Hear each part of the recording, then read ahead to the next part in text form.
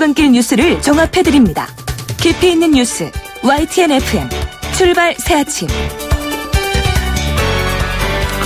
신일의 출발 새아침 3부 순서 시작합니다. 어제도 그렇고 오늘도 열대야가 나타난 지역이 많다고 하는데요. 요새 열대야 때문에 잠을 못 드시는 분들 많을 것 같습니다. 수면이 부족하면 실수가 많아질 수밖에 없는데요. 이럴 때 운전에 특히 조심해야 할 것 같죠? 더군다나 오늘은 안개까지 좀 많이 끼어서 더욱 조심해야 할 것 같은데요. 자신뿐 아니라 남의 안전을 위해서도 운전에 조심하는 거, 이거 아주 중요합니다. 자, 신율의 출발 새아침 3부 순서 먼저 광고부터 듣고 시작하겠습니다.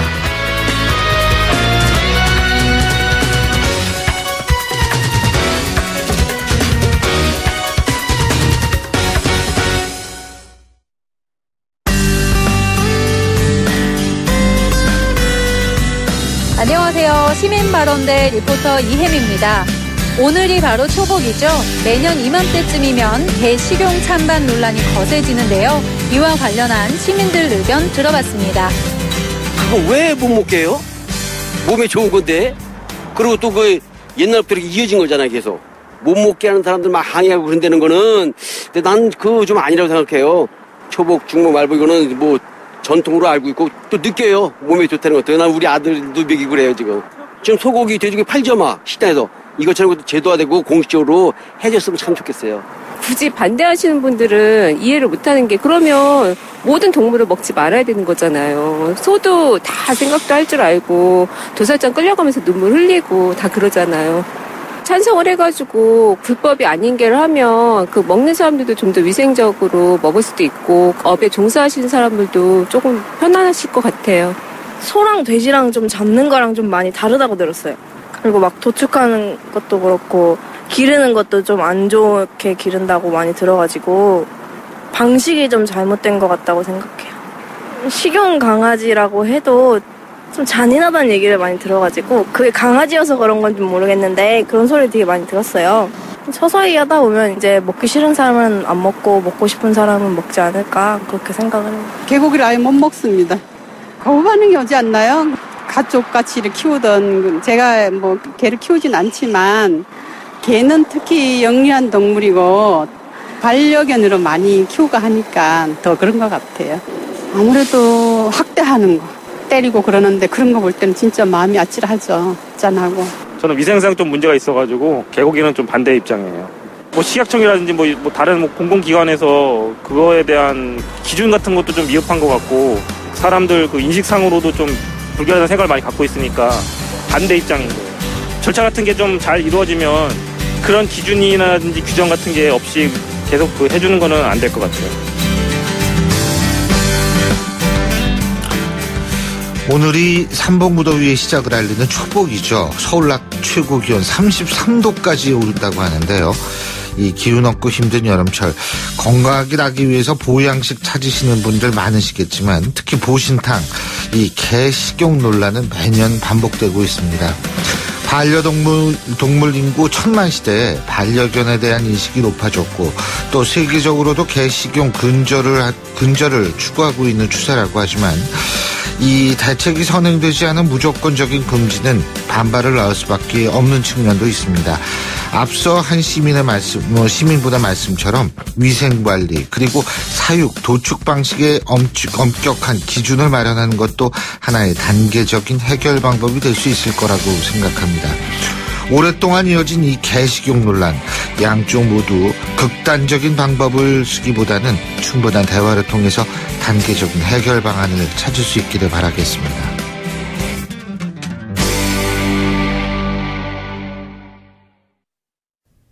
YTN 라디오 신율의 출발 새아침. 요새 이 청소년 범죄 말이에요. 이거 어른 범죄 못지않다는 말이 많이 나오고 있죠. 실제로 지난 2015년에 나온 통계에 따르면은 4대 강력범죄라고 불리는 살인, 강도, 강간, 방화, 이런 범죄를 저지른 청소년이 5년간 16,000여 명에 이르렀다고 합니다. 여기에 최근 그 인천 초등생 살인 사건으로 소년법을 엄벌하자라는 목소리까지 높아졌는데요. 여기에 대한 찬반 논란도 거세지고 있습니다. 그래서 오늘은 소년법 강화에 대한 찬반 입장 들어보는 시간 마련하겠습니다. 먼저 소년법 강화를 찬성하는 입장부터 들어보겠습니다. 한국외대 법학전문대학원 김현수 외래 교수 전화 연결합니다. 안녕하십니까? 네, 안녕하십니까. 반갑습니다. 예, 소년법을 강화해야 한다. 이렇게 주장하시는 거죠? 네. 이유부터 말씀해 주시죠. 사실 소년법의 강화라는 의미가 일반인에게는 단순한 처벌 수위를 강화한다는 의미로 받아들여질 수 있겠지만, 소년법은 소년 범죄자에 대한 처벌을 목적으로 입법된 것이 아니라 소년 범죄자의 회복 기회를 부여하고 소년의 보호와 교육을 통해 원만히 사회에 복귀토록 하여 보통의 사회인으로 살아갈 수 있도록 하는 것이 목적입니다. 따라서 단순한 처벌의 강화라는 의미보다는 소년법의 적용의 대상, 그리고 범죄의 사실관계, 그리고 범죄의 경중, 재범의 위험성, 그리고 피의자 등을 고려해서 소년법을 상대적으로 적용하는 것이 필요하다고 할 수가 있겠습니다. 상대적으로 적용한다는 게 뭐예요? 네네. 소년법을 현재는 연령에 따라서 예를 들면은 14세 이상 그리고 19세 미만의 아이들을 그냥 총체적으로 이 소년법을 적용하게 되는데요. 그런 소년법을 범죄 사실관계나 경중에 맞춰서 좀 더 구체적으로 개별적으로 좀 적용하자는 그런 의미를 포함하고 있습니다. 그러니까 이제 그 나이에 따라서 하지 말고 범죄의 경중에 따라서 그렇죠. 적용을 해야 된다. 네, 그렇습니다. 이 말씀이시죠. 네네. 그리고 교수님께서 잠깐 말씀하신 것 같은데 이게 이제 소년법이라는 게 어쨌든 한 번의 실수를 다시 되풀이하지 않도록 만드는 그런 교정에 초점을 맞추는 거 아니겠어요? 그런 그렇죠. 말씀을 해주셨는데, 네네. 근데 이게 강화하면은 교정의 취지에 맞는 겁니까?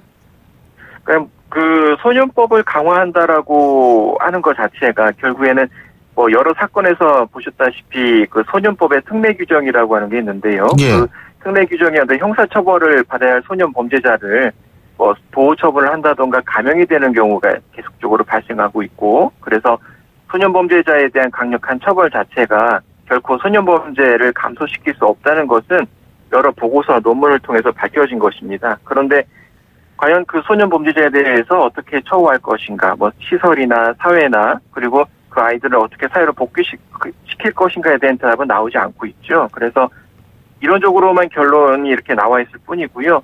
그는 그 소년 범죄자들의 결국 재범을 저지르고 점진적으로 흉악범죄로 나갈 수밖에 없다는 것인데, 그렇다면 현행 소년법의 특례를 단순히 연령에 따라 포괄적으로 적용하는 것이 아니라 흉악범죄로 나갈 수 있는 기회로를 차단하는 수단으로 소년법을 구체적이며 개별적으로 적용할 수 있는 그런 제도의 마련이 시급하다고 생각이 되는 겁니다. 근데 그 소년법 강화를 반대하는 분들은 기존 소년법 취지를 잘 이렇게 이행을 하면은 단죄 효과는 충분히 있다, 이런 얘기를 하던데 이 부분은 어떻게 보세요?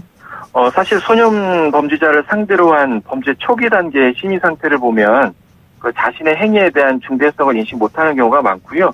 그리고 중한 처벌을 받을 것이라는 것도 모르고 범죄를 저지른다는 것이죠. 그래서 이러한 인과관계가 정립되지 않았는데 무조건적인 강력한 형사처벌을 하는 것은 효율적인 형벌권 행사가 아니다라고 주장하시는 거죠. 그것은 사실 심리적 상태에 따른 분석이고, 제가 말씀드리는 부분은 범죄와 형벌 간의 문제죠. 그래서 자신이 범한 범죄에 대해서 책임을 지는 것이 형법의 근본 이념인데, 따라서 범죄의 경감 가능성이 없다고 해서 처벌 강화는 불필요하다.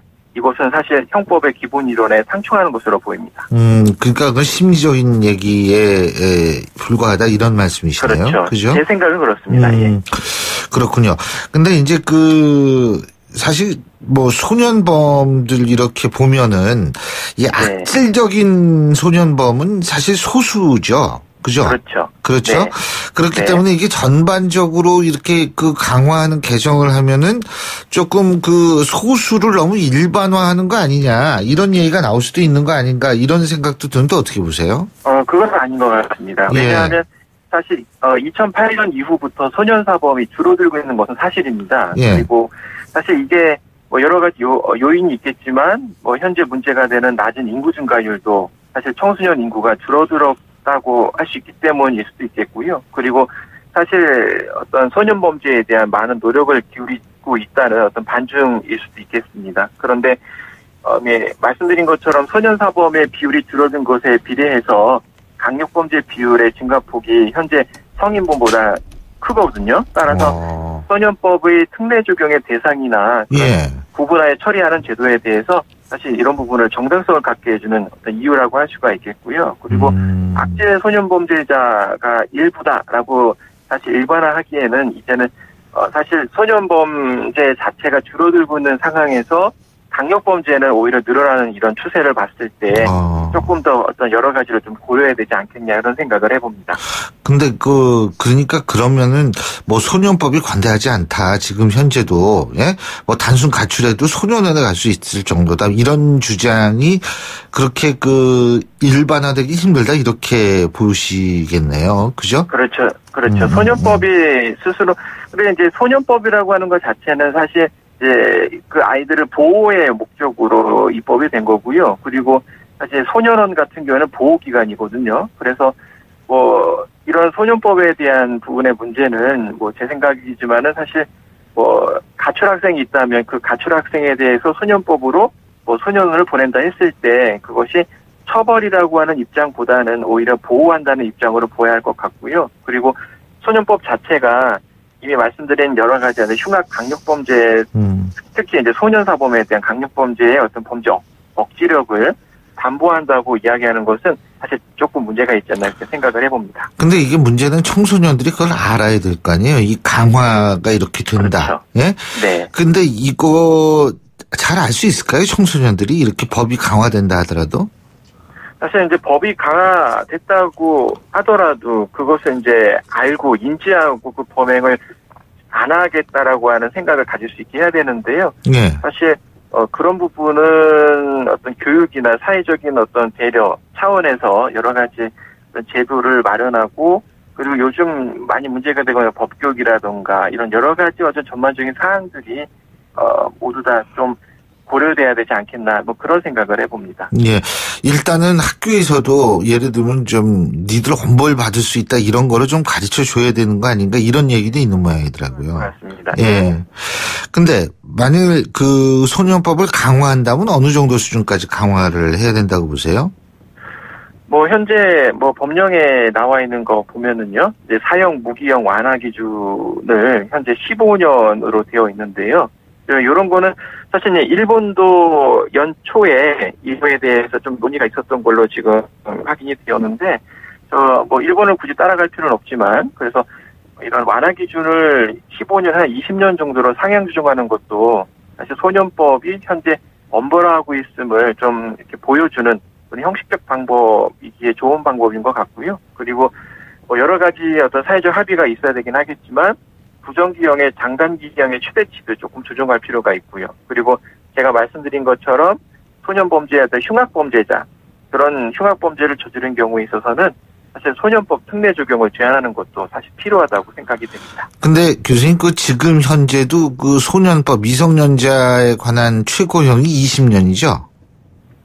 현재는 완화 기준을 갖고 있어서요. 사형이나 무기형의 경우에는 15년으로 되어 있습니다. 15년으로 되어 있나요? 네네. 그러면은 얼마 전에 있었던 인천 초등학생 살해 사건의 그 범인 같은 경우에요. 미성년자죠? 그렇죠. 그러면은 최고형이 15년 정도 되는 건가요? 그렇죠. 사형 무기형을 선고한다 하더라도 최대 15년까지 유기징역으로 볼 수 있기 때문에요. 사실 아주 완화된 기준으로 현재 특례를 적용하고 있다고 볼 수가 있겠습니다. 근데 이제 제일 중요한 거는 또 이 범죄 이렇게 오랜 기간 동안 교정시설에 있으면서 재사회화를 시켜야 되는 거 아니겠어요? 그죠? 사실 예. 근데 그 방법이 마땅한가요? 근데 이제 재사회화라고 하는 것 자체가 뭐 결국에는 청소년 범죄 해결의 문제로 이제 볼 수가 있겠는데요.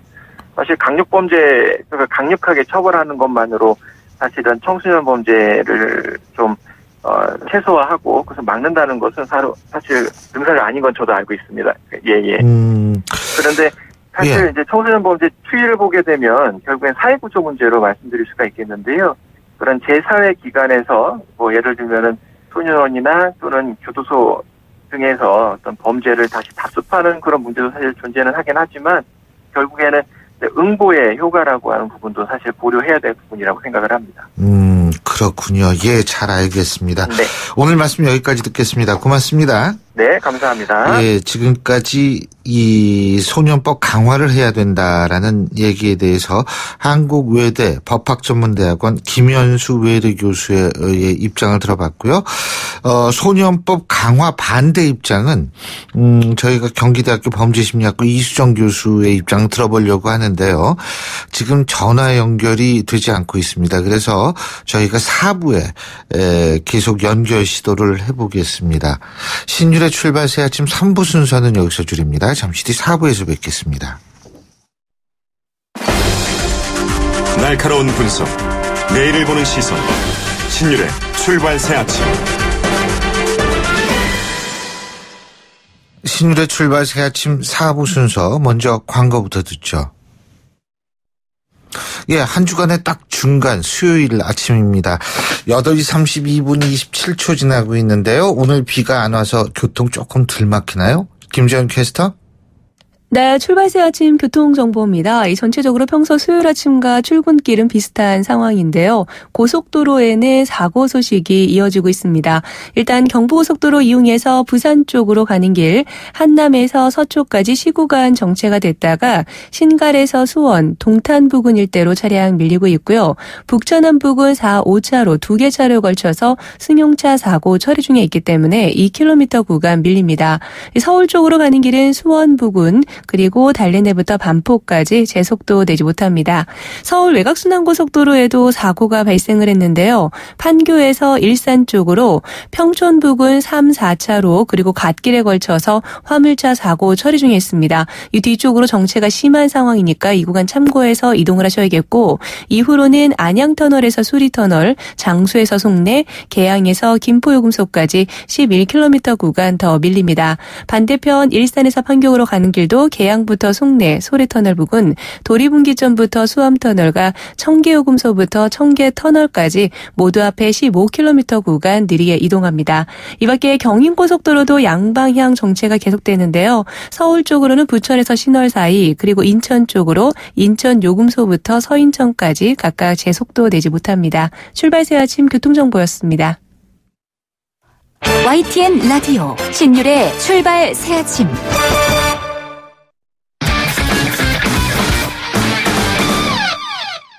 자, 스포츠 소식 알아보겠습니다. 최동문 스포츠 평론가 전화 연결하겠습니다. 안녕하십니까?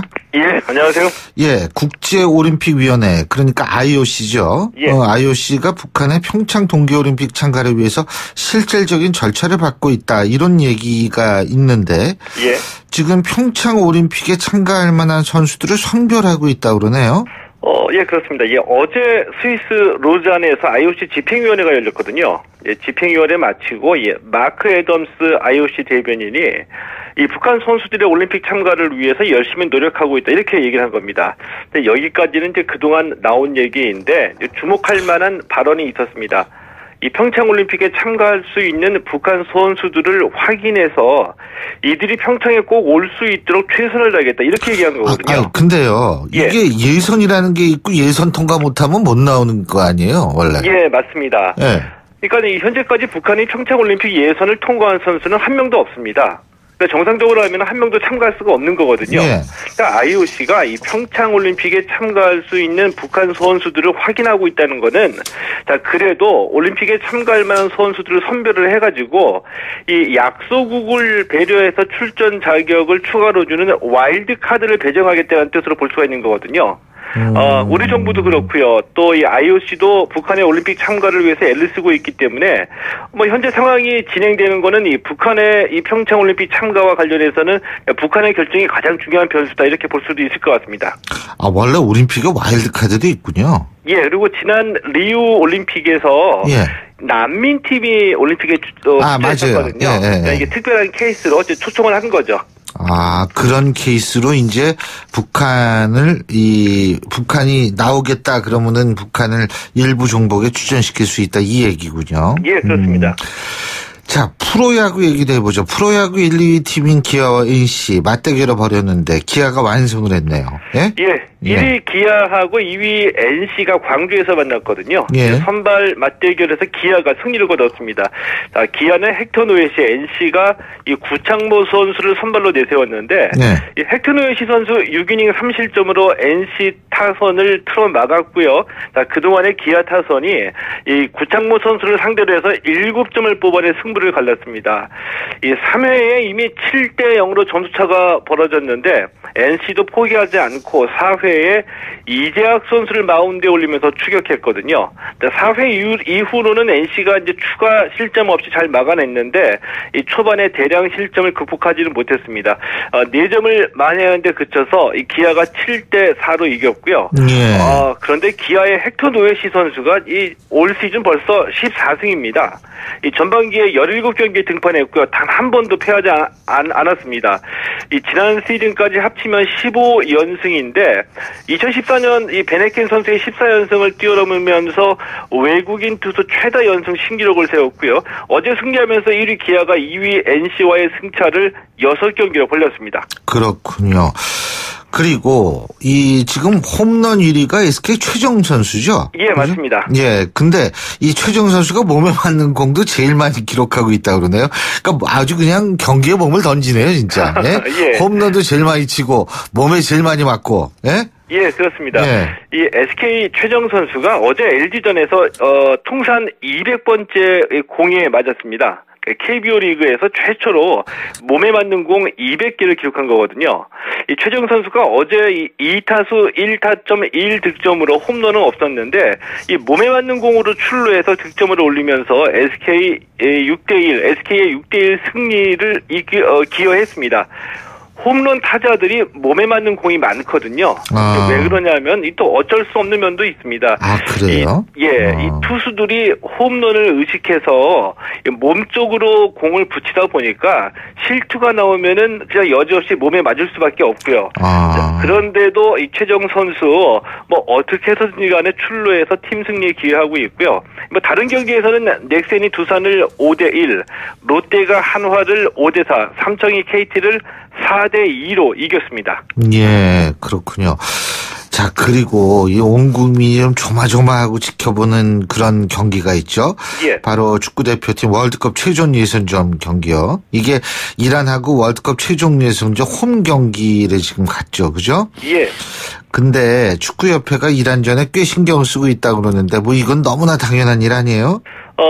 예, 지금 정확하게 말씀을 해주셨는데, 온 국민이 조마조마하게 이제 지켜볼 예정이다. 조마조마하죠. 예, 이제 그래서 이제 더욱더 신경을 쓰는 거거든요. 왜 조마조마하게 보느냐. 이 월드컵 최종 예선전 2경기 남겨놓고 있는데, 우리가 이 3위 우즈베키스탄에 승점 1점 차로 쫓기고 있는 겁니다. 이 8월 31일 이란 홈 경기고요. 9월 5일 우즈베키스탄 원정 경기인데, 이 신태용 감독이 대표팀 소집을 일주일 앞당겨주면 좋겠다 이렇게 얘기했습니다. 훈련 좀 많이 하겠다는 거죠. 자, 이를 받아서 김호곤 기술위원장이 도와줄 방법을 찾겠다고 말해서 대표팀 이 조기 소집 의사를 밝혔는데, 이 보통은 경기 3일 전에 소집하는 게 규정입니다. 근데 일주일 앞서서 소집하면은 이 소속팀에서 경기를 뛸 수가 없겠죠, 대표 선수들이. 자, 그래서 이제 프로축구팀에서 어떤 반응을 보일지 궁금하고요. 또 이 경기의 중요성을 감안해서 축구협회가 이란전 홈 경기에서 관중 6만 명을 모으겠다는 계획을 세우고 있습니다. 이 서울 월드컵 경기장에서 열리는데 이 경기 시간을 오후 8시 30분으로 늦췄고요. 입장권 가격 할인, 축구 동호인 초청 등의 방안을 고려하고 있습니다. 예. 자, 그리고 독일 분데스리가에서 뛰던 류승우 선수가 친정팀인 제주로 복귀하네요. 예, 류승우 선수가 2013년에 20세 이하 월드컵에서 이제 대표팀이 8강에 진출할 때 2골 터뜨리면서 주목받았던 선수거든요. 자, 이때 주목받아서 이 독일 레버쿠젠으로 이적했고요. 이 독일에서는 2부 리그 팀하고 이 헝가리 1부 리그 팀에서 임대돼 가지고 활약하기도 했습니다.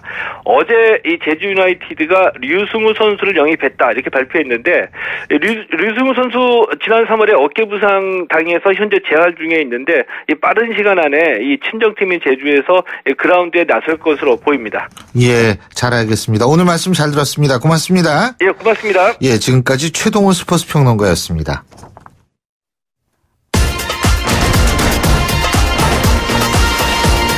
여러분이 지금 듣고 계신 주파수는 FM 94.5MHz입니다. YTN 뉴스 FM.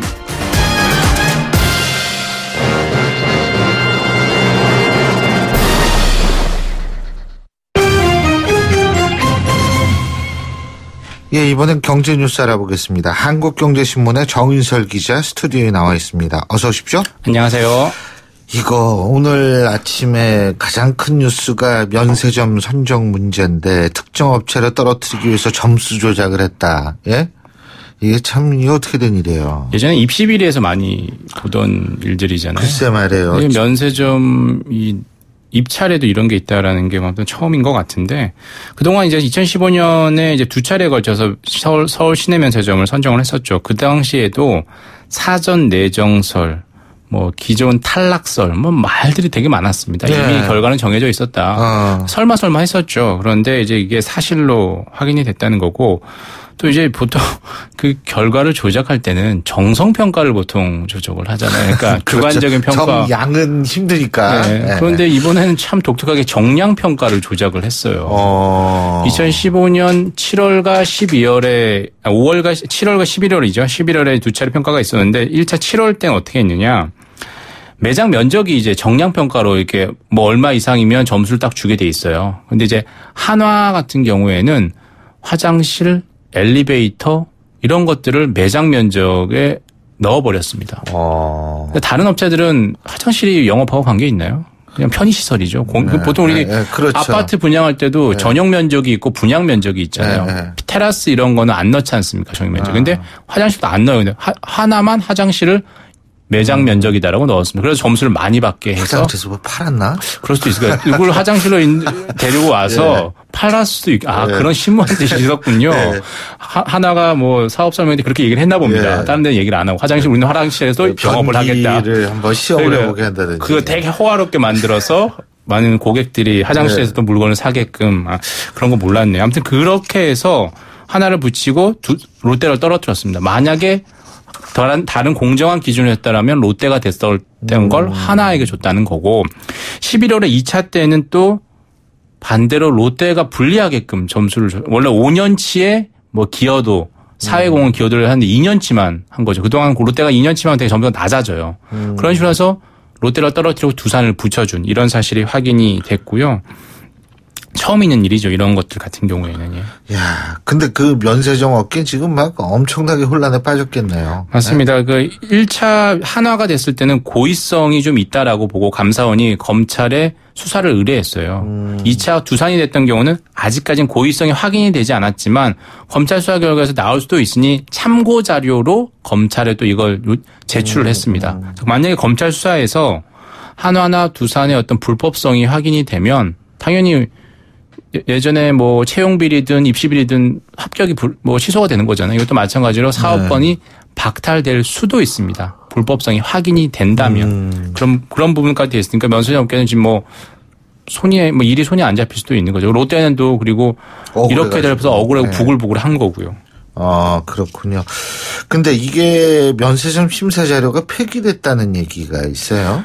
관세청이 이제 작년 10월이었죠. 국회에서 이제 국정감사를 하면서 감세청에 자료를 요구를 했습니다. 1차 2015년 5월과 11월에 있었던 그 심사 자료를 달라라고 하니까 못 주겠다라고 하면서 이미 합격한 업체 거는 합격한 업체에 반환을 하고 불합격한 업체 것들과 대해서는 아예 폐기를 해버렸어요. 이거를 현재죠. 천홍호 관세청장이 주도를 했다라고 보고 천홍호 관세청장을 검찰에 고발을 했고요. 그동안 깜깜이 심사, 밀실 심사 말이 많았거든요. 이게 확인이 됐고 그렇게 떳떳하면 자료를 제출하면 되지 자료를 제출하지 않은 거 뭔가 좀 꺼림칙해야 하는 생각이 있으니까 그렇게 했던 걸로 보고 검찰에 고발했고 만약에 검찰 수사 결과에서 또 드러난 관세청은 이제 그야말로 앞으로 올 12월에도 심사가 있거든요.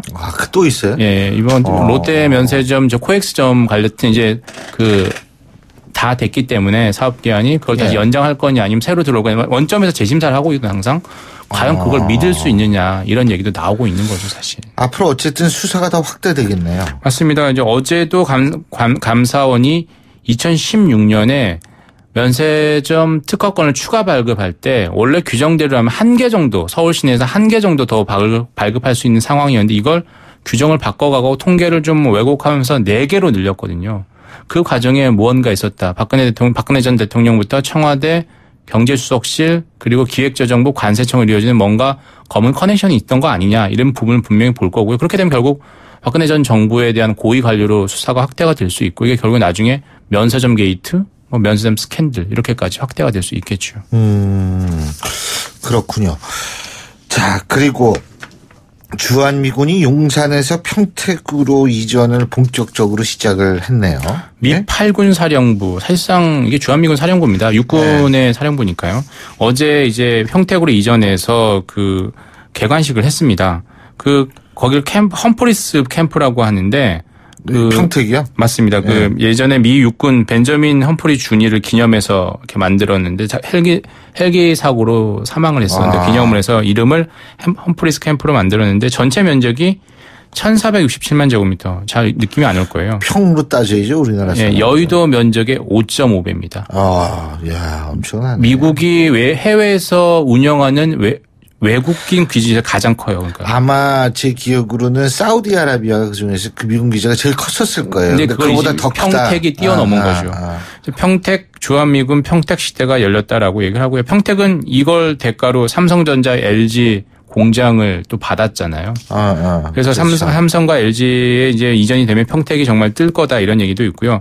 이제 서울 도심의 한가운데, 용산 한가운데 군대가 있다는 건 사실상 그동안도 말이 안 됐는데, 이제 올해 연말까지 나머지 있는 일부 병력, 한미연합사 일부 병력 빼고 다 이제 평택으로 이전을 합니다. 그럼 용산은 가족공원에 있는데 거의 플러스 더 공원이 돼서 일대 해방촌, 이태원, 경리단길 상권은 상당한 큰 호재로 좀 받아들이고 그렇겠죠. 그리고 여기 이제 또 고급 주상복합 아파트 같은 것도 지금 들어쓴다 이런 기사를 맞습니다. 이미 이번에 있는데. 분양할 때 이제 업체에서 분양했던 상당히 많이 몰렸었죠. 그렇죠. 근데 이태원도 그러니까 진짜 명실상부하게 이제 국제화 거리가 되는 거죠. 맞습니다. 이제 용산에서 미군 보기는 조금 힘들어지는 상황이 된 거죠. 그렇군요. 자, 어쨌든 평택으로 이전한다. 100년 가까이 용산 기지에 외국군들이 주둔했었죠. 53년 정전 협정이 체결된 이후로는 그렇고 그 전에는 또 맞습니다. 일본군이 있었고요. 자, 올 들어 5월까지 국세가 작년에 비해서 11조 원 이상 더 거쳤다 그러네요. 그러니까 이게 사실 정부가 추진 중인 추경 실탄 확보한 거나 마찬가지 아닙니까? 초과 확보입니다. 초과지. 왜냐하면 11조 추경에서 11만 개 일자리 만들겠다라는 게 이제 문재인 정부의 어떤 추경 구상이었는데 그 중에 이미 거친 세금이 있고 잉여금이 있고 그다음에 이제 앞으로 더 거칠 세금, 올해 더 거칠 세금이 한 8조 9천억인가요? 제 기억에. 그걸 이제 받게 돼 이미 5개월 동안 11조를 더 얻었습니다. 그러니까 이미 2조 원 이상 더 거친 거나 마찬가지예요. 추경을 할 수 있는 실탄을 확보했습니다. 그런데 더 문제는 이게 실탄 확보가 중요한 게 아니죠. 오늘 이미 조대엽 고용노동부 장관 후보자와 송영무 국방부 장관 후보자와 이 청문회 정국과 인사권과 연동이 돼 있잖아요. 그렇죠. 추경을 국회에서 통과를 시켜줘야 되는데 야당이 이 청문회와 인사권 관련해서 지금 계속 반대를 하고 있기 때문에 실탄 확보했다고 다 되는 게 아니라는 게 더 큰 변수는 국회와 야당과의 협치가 더 중요해진 상황이죠. 이거 세금 얘기 나왔으니까 프랑스 하면은 그 부자 증세로 좀 유명한데 그렇죠. 마크롱 대통령 취임 이후에 완전히 달라졌다 그러죠? 오늘 마크롱 대통령이 내일인가요? 트럼프 대통령하고 에펠탑에서 단독 회담을 만찬을 한다라고 하죠. 그래서 그동안 악수로서 상당히 악연이 있었는데 이번에 풀지 주목이 되는데 또 이제 바뀐 게 마크롱 대통령 취임 이후에 부자 증세를 풀고 부자 감세 정책을 한다는 거예요. 그동안 부자 증세한다고 프랑스에서 많은 기업들 갑부들이 떠났잖아요. 다른 나라로. 세율이 좀 낮은 곳으로. 그래서 이번에는 부유세 세율을 현행 50에서 60%, 우리나라 돈으로 17억 원 이상 자산을 가진 부유층에게 지금은 세율이 50%, 60%인데 30%로 낮추고 그리고 이제 일부 부동산 자산에 대해서만 부유세를 물리는 방향으로 바꾸겠다라는 게 현재 프랑스 정부의 정책입니다. 그렇군요. 생각입니다. 끝으로 간단하게 문재인 대통령의 정규직 전환 정책에 따라서 청와대가 인턴을 뽑지 않기로 했죠. 청와대가 매년 한 20-30명씩 인턴을 뽑아서 6개월 1년간 채용했는데 정규직 전환이 전제가 돼 있지 않습니다. 근데 이제 이미 문재인 정부는 비정규직 제로를 선언했잖아요. 그러니까 그거하고 안 맞다라고 보고 인턴을 안 뽑겠다는 건데 이게 다른 기업으로 확산된다면 청년들이 어떤 반응을 보일까요? 솔직히 청년들이 좋은 경험과 좋은 체험이자 인턴은 물론 정규직 전환이 되면 좋겠지만 채용 시장에도 일정 부분 영향을 줄 것 같습니다. 오늘 말씀 잘 들었습니다. 고맙습니다. 감사합니다. 지금까지 한국경제신문의 정인설 기자였습니다. 앞서 말씀드린 대로 소년법 강화 반대 입장 오늘 듣지 못했는데요. 저희가 내일 이 입장 들어보도록 하고요. 신율의 출발 새 아침 오늘 순서는 여기서 줄입니다. 지금까지 신율이었습니다. 고맙습니다.